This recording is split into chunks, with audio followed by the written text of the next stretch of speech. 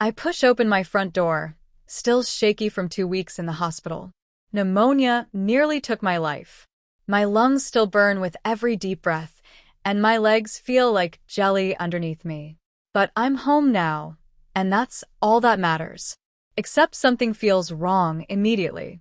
The living room looks different, emptier somehow. I blink hard, wondering if the medication is messing with my head. My eyes scan the space slowly. The bookshelf near the window used to be packed with my novels and photo albums. Now it's bare except for a single vase. I walk further inside, my heart starting to pound. The decorative boxes I kept on the coffee table gone. The throw blankets Mom knitted before she died vanished. I rush to the bedroom, ignoring the stabbing pain in my chest. My jewelry box isn't on the dresser. I yank open the closet.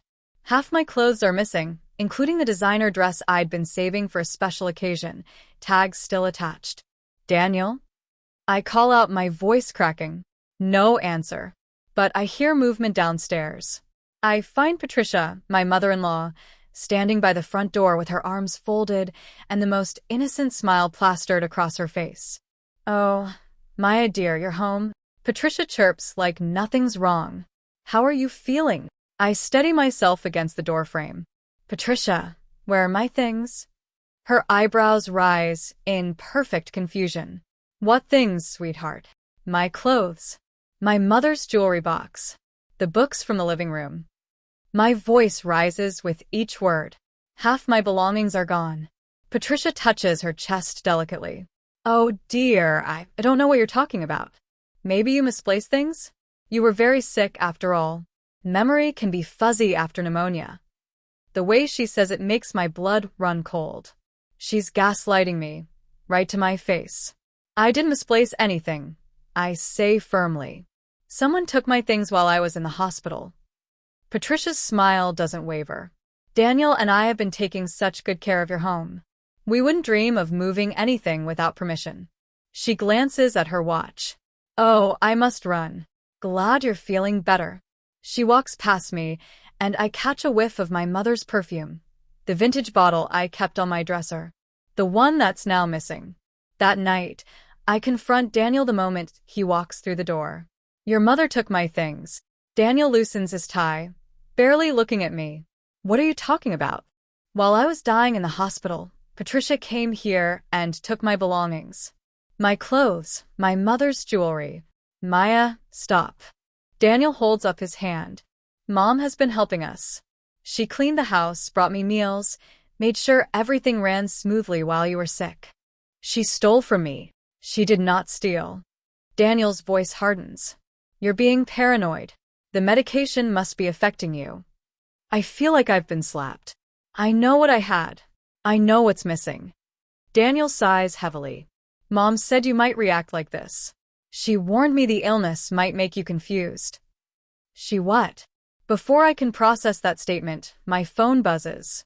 It's a notification from a local selling app one sometimes browse. A dress catches my eye in the feed, a gorgeous navy cocktail dress with the tag still attached. My dress. The one I bought 3 months ago. Listed by user Patricia Carter 2. My mother-in-law's name. My hands shake as I screenshot the listing before it can disappear. The price, $75. I paid $200. I show Daniel immediately. "Explain this." He squints at my phone screen, and for a second, I see doubt flicker across his face. Then his expression hardens. "You're going through Mom's selling account? That's an invasion of privacy, Maya." "She's selling my clothes. Maybe she listed something by mistake. You know Mom sells things online for extra money. She probably grabbed the wrong item from her own closet." The excuse is so ridiculous I almost laugh. "Daniel, look at the photo. That's our bedroom in the background. That's our lamp. You're reading too much into this." Daniel grabs his jacket. "I'm going to Mom's house. She shouldn't have to deal with these accusations after everything she did to help us." He walks out, leaving me standing there with my phone clutched in my trembling hand. I immediately go back to the app and check Patricia's seller profile. 38 items listed in the past 10 days. I scroll through them, my stomach turning. A vintage scarf Mom's A set of decorative bowls, wedding gifts. A jewelry box, mine. Everything has sold. I can't sleep. Every time I close my eyes, I see Patricia's innocent smile. By morning, I'm exhausted and furious. Daniel left early for work without saying goodbye. Around 9, my neighbor Tina knocks on my door. She's holding a casserole dish and looking uncomfortable. Maya, welcome home. I brought you some soup. She hands me the dish, but doesn't leave. Can I come in for a minute? We sit at my kitchen table. Tina fidgets with her hands. I need to tell you something. I wasn't sure if I should, but after thinking about it all night. What is it? While you were in the hospital, I saw a moving van in front of your house. Tina's words come out in a rush. Patricia was here directing these men. They were loading boxes into the truck. My heart stops. What? I thought maybe Daniel was putting stuff in storage or something. But the boxes? Maya, they were labeled. I saw one that said, Maya's closet in marker. I gripped the table edge. When was this? About a week ago. Tuesday morning, I think. Tina reaches into her purse and pulls out her phone. I took a video. I wasn't trying to be nosy, but something felt off about the whole situation. She shows me the footage. There's Patricia, standing in my driveway, pointing at boxes stacked near a rental truck. 2 men carry them one by one. The video zooms in just enough that I can read the label on one box, Maya's Closet, Winter. I watch Patricia check something on her phone, nod to the men, then climb into her car and drive away. The timestamp shows it was recorded at 10:30 in the morning on a Tuesday, the same day I was being put on a ventilator. Thank you, I whisper to Tina. Thank you for showing me this. After Tina leaves, I sit in my empty living room and make a decision. I forward the video to my personal cloud storage, my email, and save 3 backup copies. Then I send it to Daniel with a simple message. We need to talk. Tonight. His response comes an hour later. How dare you spy on my mother? Not shock. Not concern. Just anger at me. Daniel comes home that evening, and before I can even speak, he starts yelling. You had Tina recording my mother? That's illegal. That's harassment. She was documenting someone loading my belongings into a truck. I say as calmly as I can manage. How is that spying? Mom was probably helping organize things. You're twisting everything to make her look bad. Daniel's face is red. I'm sick of this paranoia, Maya. You've been home one day, and you're already causing problems. Then explain the online listings. Explain the video. Explain why my mother's jewelry box is gone. I don't have to explain anything. Daniel throws his keys on the counter. Maybe you should stay somewhere else until you calm down. This stress isn't good for your recovery. The words hit me like ice water. He's kicking me out of my own home. But before I can respond, a thought hits me. I grab my laptop and log into our shared bank account, something I haven't checked in weeks. I scroll through recent transactions, and my breath catches. 3 transfers to Patricia. $500 each. All dated within the past 2 weeks. The memo line on each. For household help. What household help costs $1,500? I turn the laptop screen toward Daniel.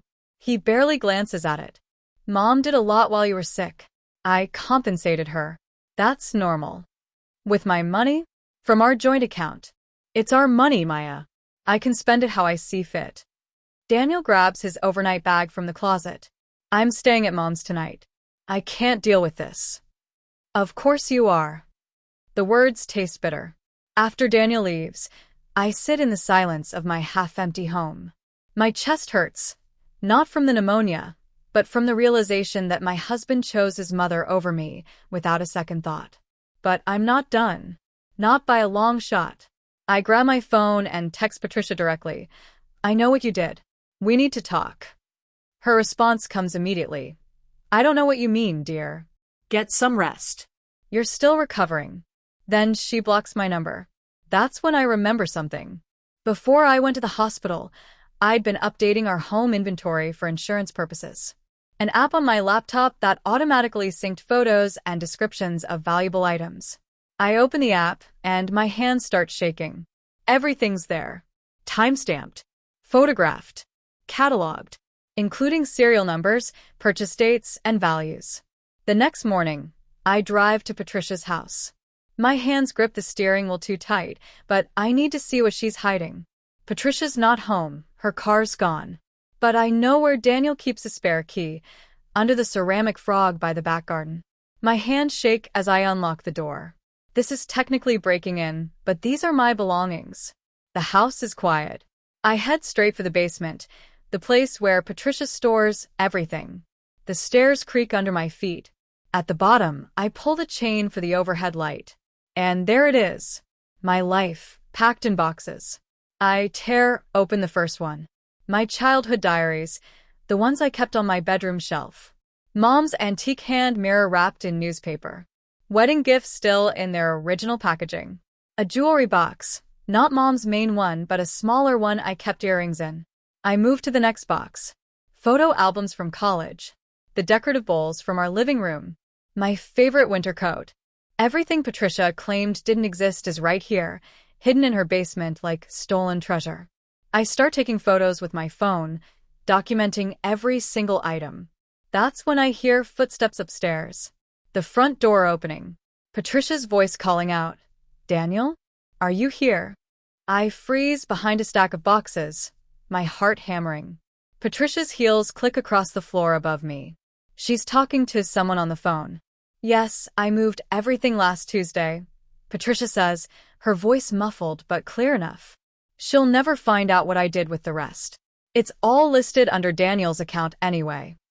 My hands shake as I pull out my phone and start recording. I barely breathe, terrified she'll hear me. The jewelry sold fast. I got $400 for the set. Patricia laughs. She had no idea what those pieces were worth. Her mother had terrible taste, honestly. Each word feels like a knife. I need to clear out the basement this weekend, Patricia continues, before Maya starts snooping. Daniel thinks she's being paranoid, so he won't question it. He's always taken my side. She pauses, listening to whoever's on the other end. No, she's too weak to fight back right now. By the time she recovers fully, everything will be sold and untraceable. The footsteps move toward the basement door. I press myself against the cold wall. Phone still recording. The door opens. Light floods the stairway. "Let me call you back," Patricia says. The door closes again. I wait 20 agonizing minutes before I hear Patricia's car pull out of the driveway. I scramble up the basement stairs, clutching my phone like a lifeline, and leave through the back door. My hand shakes so badly, I can barely drive home. The recording is clear, damning, perfect. Patricia confessed everything. She knew exactly what she was doing. When Daniel comes home that evening, I'm waiting. I don't say anything, just hand him my phone with the recording queued up. He listens. His face goes pale, then red, then pale again. I watch every micro-expression, waiting for the moment he'll finally take my side. Instead, he explodes. "You broke into my mother's house? You recorded her private conversation? Maya, what's wrong with you?" I stare at him, stunned. "Did you hear what she said? She stole my mother's jewelry. She's selling my belongings. She planned this while I was dying in the hospital.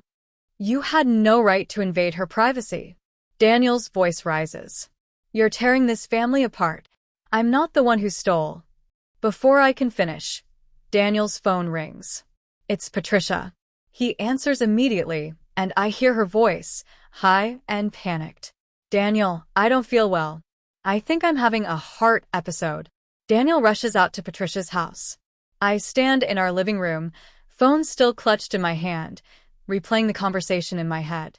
Patricia's heart episode was too perfectly timed. I forward the recording to my email, save it to 3 different cloud accounts, and text a copy to Tina with a message. "If anything happens to me, you have proof." Daniel doesn't come home that night. His text at midnight reads, "Mom's in the hospital. Tests show stress-induced heart palpitations. Hope you're happy. I'm staying with her until she's stable." The manipulation is so obvious it would be funny if it weren't destroying my marriage. The next morning, Daniel's mother is miraculously fine and released. But Daniel sends me a different kind of message, I think you need to stay somewhere else for a while. This situation isn't healthy. Go to your sister's or a hotel. Just leave until you calm down. He's throwing me out. After everything his mother did, he's choosing her side completely. I pack a bag slowly, methodically. I take my laptop, my phone, every piece of documentation I have. Before I leave, I walk through each room one more time, taking photos of the empty spaces where my belongings used to be. Tina sees me loading my car and rushes over. Maya, what's happening? Daniel wants me gone. My voice sounds hollow. 13. Tina touches my arm gently. My cousin owns a storage company downtown. She's always looking for part-time help with inventory management. It's not much, but it might give you something to focus on. I look at her, this neighbor who's been kinder to me than my own husband. Thank you. The storage company is small but organized. Tina's cousin, Rachel, gives me a quick tour. We track everything digitally, she explains, showing me the computer system. Every item that comes in gets logged with photos, descriptions, and dates. Clients can access their inventories online. An idea starts forming in my mind. How far back do your records go? Years. We never delete anything. Storage space is cheap, and clients sometimes need to reference old inventories for insurance claims or estate purposes. That's when I remember. Patricia mentioned listing items under Daniel's account. If she used a storage unit to hold items temporarily before selling them, there might be a digital trail. Can you search by name? I ask carefully. Rachel nods. Sure. Need to find something? Just curious how the system works. But that night, alone in the cheap hotel room I can barely afford, I log into the storage company's customer portal. Using the generic trial account Rachel gave me for training, I search Patricia Carter. 38 matches. A unit rented 2 weeks ago.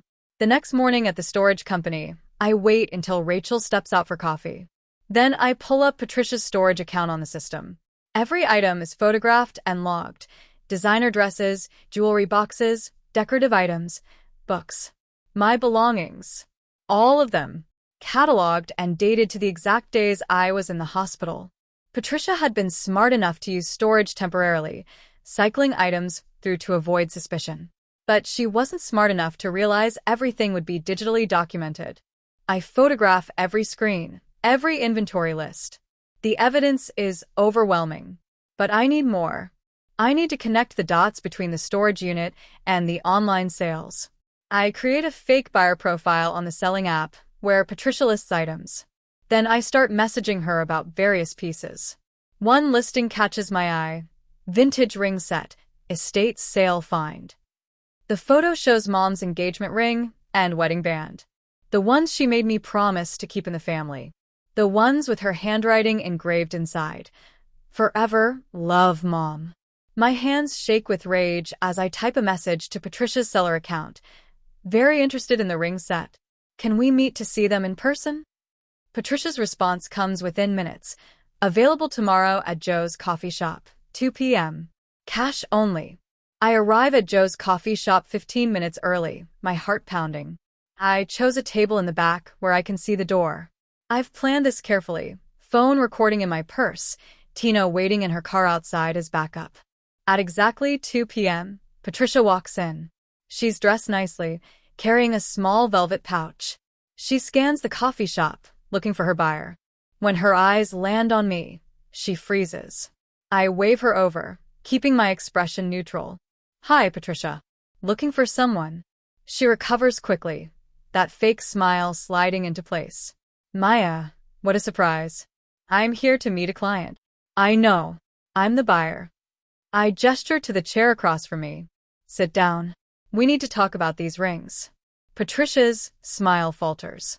I don't know what you're talking about. I pull out my phone and show her the listing screenshot. These rings. My mother's rings. The ones you claimed you knew nothing about.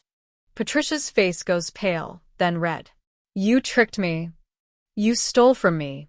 I keep my voice low but firm. You took my belongings while I was fighting for my life in a hospital. You sold my mother's jewelry. You lied to your son about all of it. Patricia stands abruptly, grabbing her purse. I don't have to listen to this.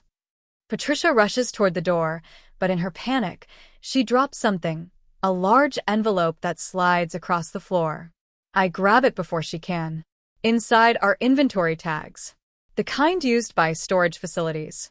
Each one has an item description, a date, and a unit number. Patricia's storage unit number. Give that back. Patricia lunges for the envelope, but I step away. These are records of every item you stole. I flip through them quickly. Serial numbers, descriptions, everything. Patricia's face crumples. For a second, I think she might cry. Instead, her expression hardens. You can't prove anything. Those could be from anywhere. They match the storage company's inventory system. Every single item. I watch her confidence crack. She walks out without another word, leaving the velvet pouch with my mother's rings on the table. I pick them up carefully, tears blurring my vision. Tina comes inside moments later. I saw everything. Got it on video, too. Thank you. I clutch the rings tight.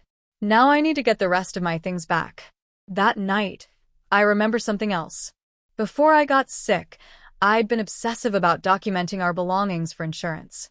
I'd used an app that automatically backed up photos to the cloud with timestamps and locations. I log in and find hundreds of photos. Every item in our home, cataloged and dated, most from a month before I went to the hospital. The insurance inventory app is a goldmine.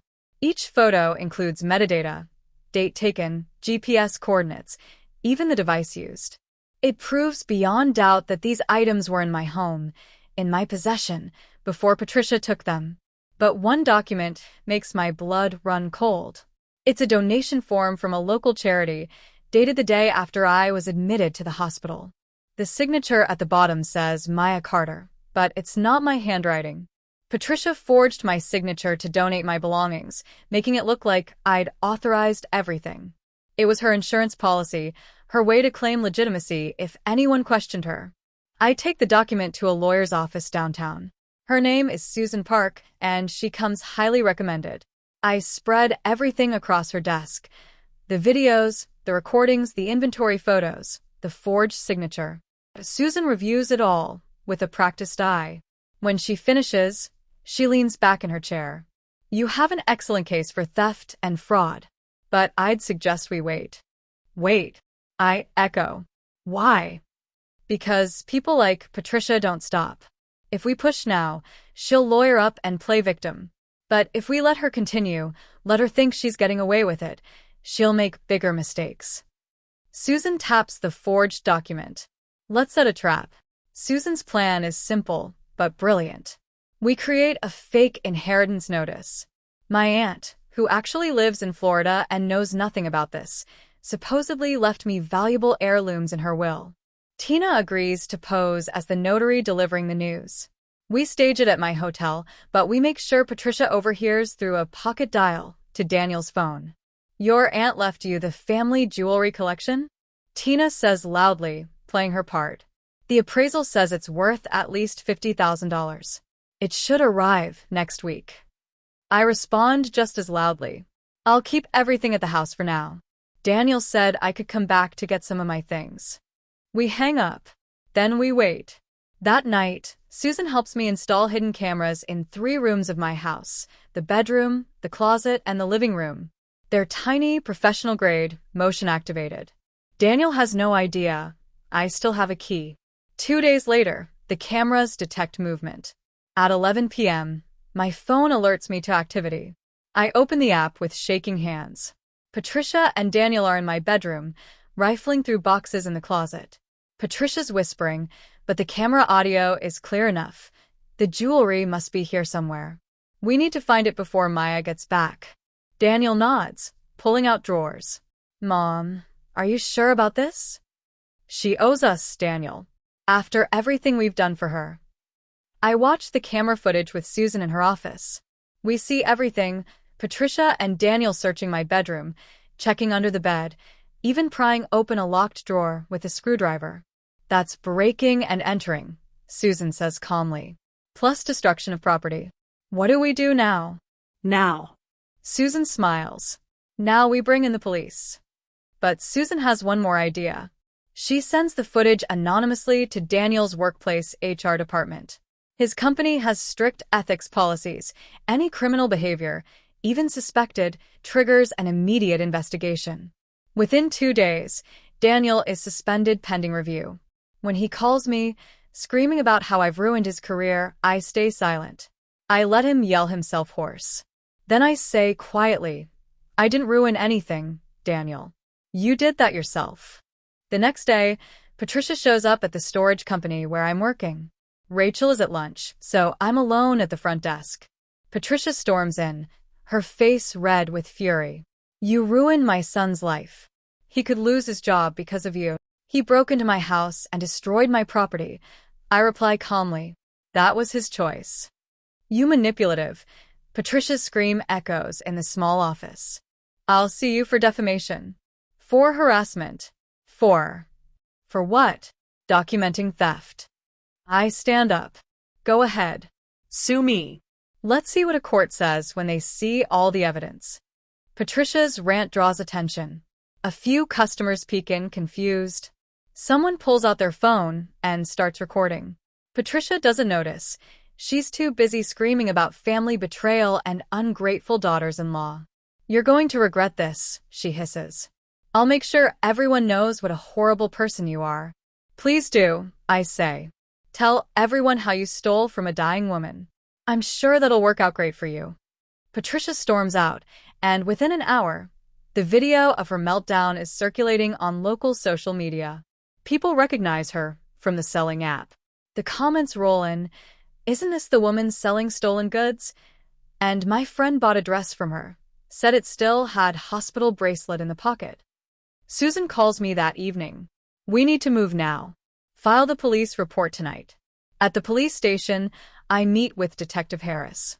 I bring printed copies of everything: the inventory photos, the camera footage, the forged signature, the storage records, Patricia's own recorded confession. Detective Harris listens to everything, taking notes. "Miss Carter, this is one of the most well-documented theft cases I've ever seen. We'll need you to verify ownership of every item for the report." I nod. "I have everything ready." "Good. We'll start processing this as theft and fraud. With the forgery, this could be serious charges." 3 days later, Patricia is arrested at her home. The charges: theft, fraud, forgery, and breaking and entering. Daniel isn't charged yet, but the investigation is ongoing. I receive a call from Daniel that night. His voice is different, broken, panicked. "Maya, please. Can we meet? I need to talk to you." Against my better judgment, I agree. We meet at a quiet cafe downtown. Daniel looks terrible: unwashed hair, wrinkled clothes, dark circles under his eyes. "Mom made me do it," he says immediately, his voice pleading. "She said you'd leave me if I didn't help. She said you were going to take everything in the divorce." I sit across from him, my phone recording in my purse, a habit now. "So you chose to steal from me instead? I didn't think it would go this far." Daniel's hands shake around his coffee cup. "I thought Mom was just organizing things, maybe storing a few items. I didn't know she was selling everything."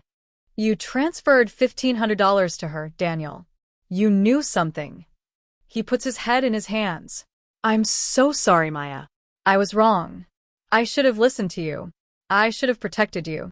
Before I can respond, the cafe door opens. Patricia walks in, and her face goes white when she sees us together. Patricia storms over to our table. "Daniel, what are you doing?" "Mom, stop." Daniel's voice cracks. "Just stop. Maya's right about everything. You don't know what you're saying." Patricia reaches for Daniel's arm, but he pulls away. "I saw the evidence, Mom. The police showed me everything. You forged Maya's signature. You stole her mother's jewelry. You made me complicit in. I did this for us." Patricia's voice rises. "That woman was going to leave you. She was going to take everything you worked for." "I never said that," I interject quietly. "You made that up to justify what you were doing." Patricia's face twists with rage. "You're poison, Maya. You turned my son against me. You've destroyed this family." "You destroyed it," Daniel says, standing up. You lied to me, manipulated me, and now I'm probably going to face criminal charges because I believed you. The cafe has gone completely silent. Everyone's watching. Someone is definitely recording this on their phone. Patricia's confident mask finally cracks completely. Daniel, please. I'm your mother. You have to choose me. I choose the truth, Mom. Daniel's voice is barely a whisper. I'm done lying for you. Patricia storms out, and the video of the confrontation goes viral locally by morning. Susan files all the evidence with the court.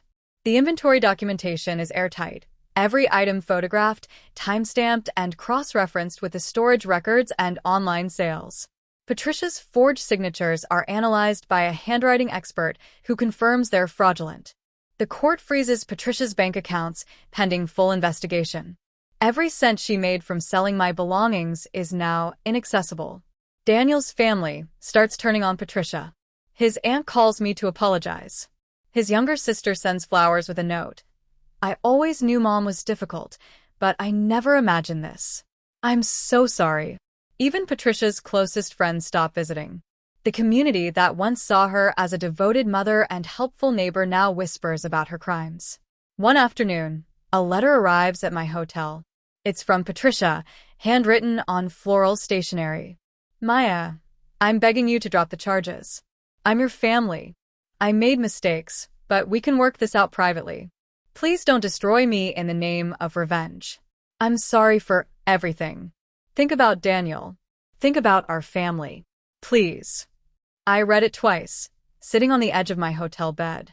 Part of me, a small part, feels something like pity. But then I remember her voice on that recording. She'll never find out. I remember her fake concern, her calculated lies, her complete lack of remorse until she got caught. I meet Patricia one final time at Susan's office. She arrives looking smaller somehow, aged by stress and public shame. Susan sits beside me, a silent support. I got your letter, I say quietly. Patricia's eyes well up with tears. Then you'll drop the charges? No. I keep my voice steady. I'm not doing this to hurt you, Patricia. I'm doing this so you can't hurt anyone else. What you did was calculated and cruel. You stole from me while I was fighting for my life. You forged my signature. You manipulated your son. Those aren't mistakes, they're choices. Please, Maya. I'll pay everything back. I'll apologize publicly. Just don't do this to me. You had every opportunity to come clean. You chose not to. I stand up. The law will decide what happens next. Not me. Patricia breaks down crying, but I walk out of the office. Susan follows me outside. You did the right thing, she says. I nod, but I don't feel victorious. I just feel tired. The court date arrives 3 weeks later. Patricia pleads guilty to theft and fraud to avoid the trial. She's sentenced to 2 years probation, community service, and full restitution, which means returning every cent she made from selling my things. Daniel files for bankruptcy due to legal costs and his job loss. We start divorce proceedings. I don't contest anything. I just want to be free. 6 months after everything began, I'm finally settling into my new apartment. It's small but peaceful. Most of my belongings have been recovered or replaced with the restitution money. I'm sitting at my kitchen table, sorting through the last of the returned items, when a small package arrives. It's from Patricia's lawyer. Inside is the wedding ring set, Mom's rings, cleaned and polished to a shine. There's a note in Patricia's handwriting. You were right all along. I just couldn't admit it. I'm sorry, I wasn't the mother-in-law you deserved. I hope someday you can forgive me, even though I don't deserve it. I hold the rings up to the light, watching them sparkle. Mom's engraving is still visible inside. Forever, love, Mom. I slip the rings onto my finger, not as a symbol of marriage, but as a reminder of what I survived. I fought back when it would have been easier to stay silent. I documented everything when it would have been easier to give up. I stood my ground when everyone told me I was wrong. I opened my laptop one final time and closed the inventory file, the app that saved everything. Then I archive all the court documents, all the evidence, all the painful proof of what happened. I'm not doing it out of vengeance or bitterness. I'm doing it because those chapters are finished. Patricia lost her freedom, her reputation, and her son's trust. Daniel lost his marriage and his career. I lost belongings that can be replaced. But I gained something more valuable. My voice. My power. My peace. The story ends not with revenge, but with quiet victory. And finally, I can breathe again.